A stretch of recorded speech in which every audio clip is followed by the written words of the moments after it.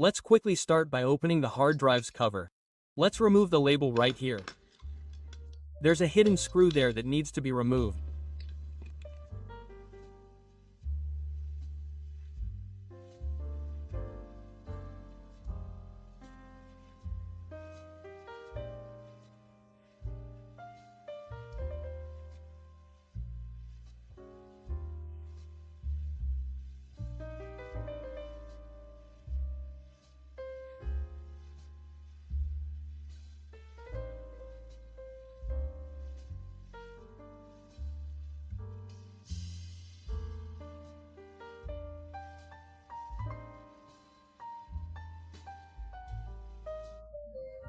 Now, let's place the prepared stone inside our hard drive, place the frame on it, and tighten the screws.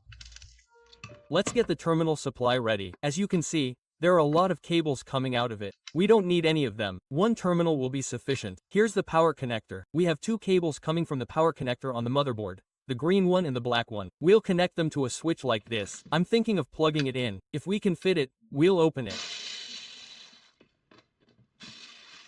After disconnecting the green and black cables, we can easily disconnect the other cables. I don't want any cables left there.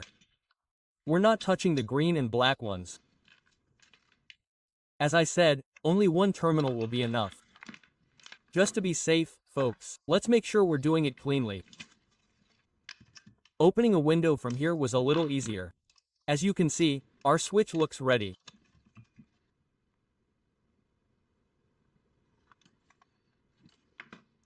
When we open it from here, our power supply will start working. The green and black cables need to be touching.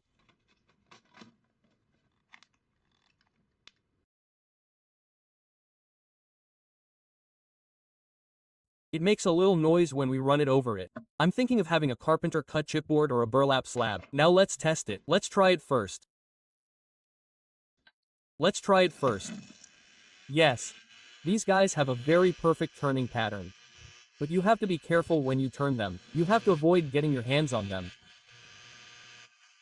because they're incredibly fast, even sharpening knives, guys.